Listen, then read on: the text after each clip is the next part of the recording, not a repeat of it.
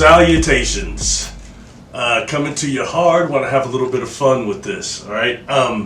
We're going to talk about Sasquatch and invisibility, and there is a reason I specifically want to go over this, and that would be the first year that I went out to the Ascetti Ranch in 2016. About maybe a week or 2 weeks before that, I had done one of the first videos on this channel it was called Human Invisibility Techniques. Something that I've always been interested in since childhood, something I tried different techniques with, starting with certain invisibility techniques and also certain books that I would read, things like that. But none of this is worthwhile unless we read this information and then try to take it into the realm of action. All right, so let's look at this. The reason why I'm talking about this about the ranch is when I went out there, I had just done this video over invisibility, and then I got smoked out there by Elder. Okay, I felt like I was in. Now I know I was getting telepathically communicated with him. It was this obsession to look up albino Sasquatch and things of that nature. And then as soon as I got there, just a little close to the gate of that ranch, I started feeling like I'm being watched the whole time I was back there. So that tells me they can also sense the future, doesn't it? That takes us to a whole nother degree of what are we dealing with. Anyway, something that is just I can say is that he dusted me at every point. He used the very techniques I'm probably about to talk about on me, but I think it's enhanced. All right, so let's start with invisibility from like how it would be practiced by the ninjas and the shadow hand. I'll put a book of that up that I used to read back in the day. I had one of them that's good. Okay, but one of the things we have to understand when being invisible and dealing with people is the human eye and how the human eye actually functions. One is people mostly look and watch with what's called a LOS, a line of sight, which is direct on. They only look so much up and so much down unless they've been trained. All right. Another thing is that people see the peripheral is black and white. You think now, oh, it's in color, but technically it isn't. It's in black and white. All right. Another thing is how the eye actually sees. First, eye sees movement, then silhouette, then color. So these are things that can put an eye to a disadvantage very quickly if you have something that is below line of sight, above line of sight, not projecting a silhouette in peripheral.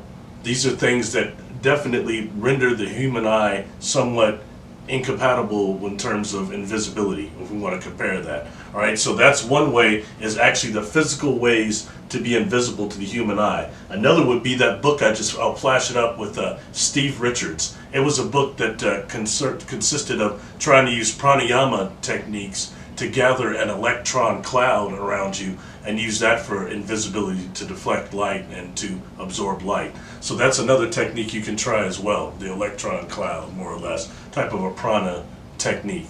That's one, but that's also something that was probably being used by ancient ones as well. So these are two ways of invisibility to try.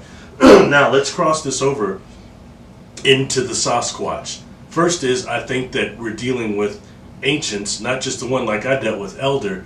He felt like, to me, what I would call a shaman, a warrior, a very old one. That's the energy I got from that being when it contacted me telepathically.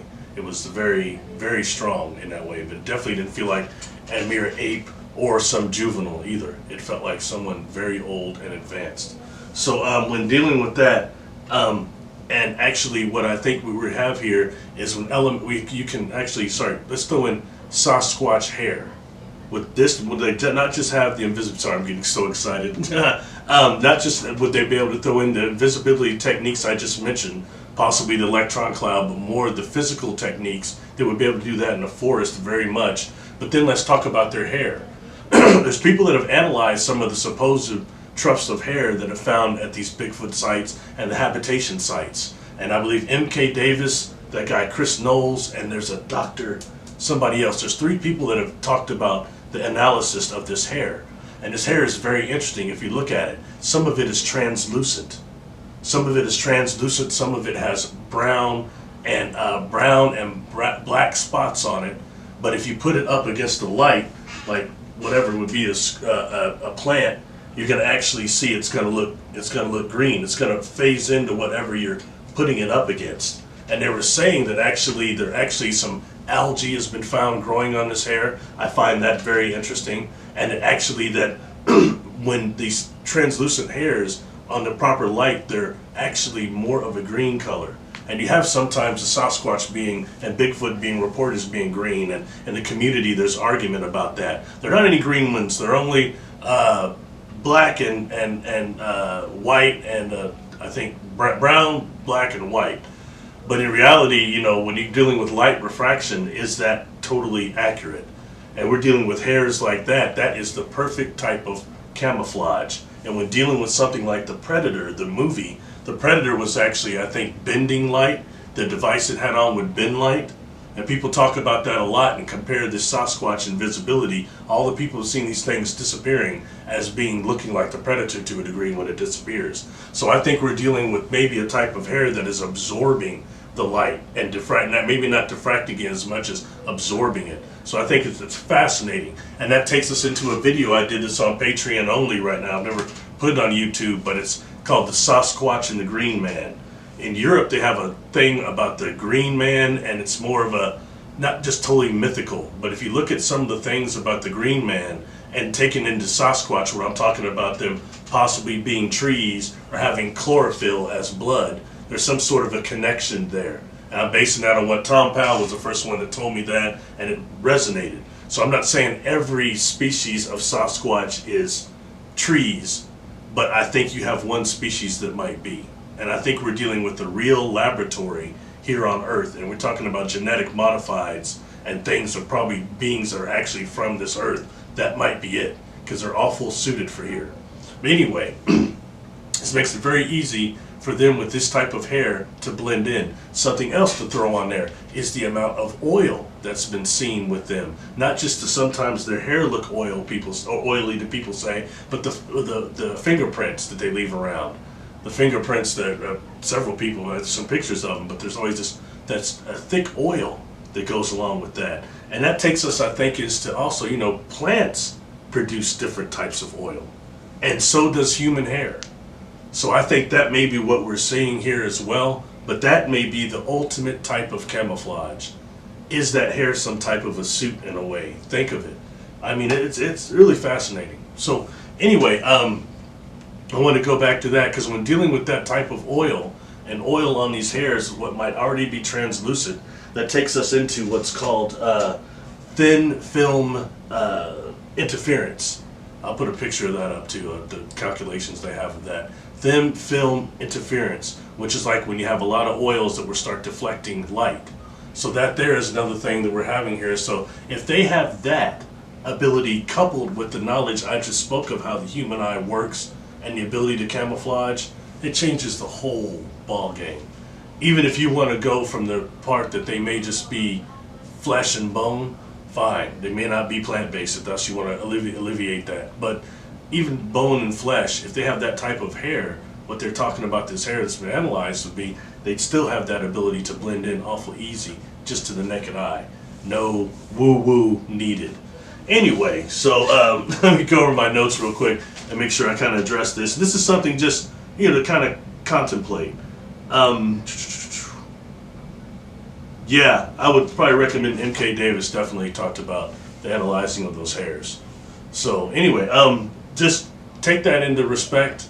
It's just one thing I think to put in, the invisibility. I know something was done to me, and the fact that I could not actually, I never saw this entity that I was dealing with, or any of them that were yelling at me, and that the guy Albert that were outside of the Ascetti Ranch there, never saw them. But nonetheless, that doesn't mean that they're not corporeal to a certain degree, definitely. But when hearing about invisibility, especially taking this back one more before I set this down, Sasquatch communications. That's another video I've got on Patreon. I've never put it on YouTube. But Sasquatch communications involves, the last time I was at the Ascetti Ranch, which may be the last time I ever go there, but the way things turned out, I don't know. But, yeah. Anyway, I had done some gifting at the trees that were behind where I was staying. And I did some things that were very covert. And the fact that on that video I show some things, some of these apples I was putting out, certain apples were getting taken, and in one of them, some of them looked like they were getting eaten. But it turns out they were getting eaten by these robins that would come out when it was real quiet. Several robins would come out and peck the red apples only. But the communications that were being done with me were through these green apples and the pine cones. I was putting stacks of rocks and pine cones and red and green apples. And that's what these are beings that are communicating through not just the minuscule of their environment, but through objects as well. I definitely figured that out, and I think all the people that are gifting, I didn't fully know what I was doing, but it was worth a try. But something definitely happened during that time there. But the fact that there was 350 people plus on that property at Assetti, I'm watching all of them, making sure nobody's going down to where I had done these traps, but no one was. So I was trying to watch that. So whoever this was watching me, watching all these people, and also watching these robins eat only the red apples. So it was communicating with me with the green apples. That's heavy. So if you're a Patreon member, go back and watch Sasquatch Communications. I talked about that on there, along with the other weird stuff that happened to me out there. So anyway, that's it. I'm going to break this down. Please subscribe. Please put a like on the video. Please share the videos. I'm still under the shadow ban, as I think a lot of people are right now. So, oh, another thing. So people have been commenting again. I'm getting emails saying that they are not getting notifications of new videos that are released on YouTube. So please go back and click the bell again and just come back and check the channel every now and again. I try to put stuff out frequently. Thank you. Please subscribe. Peace.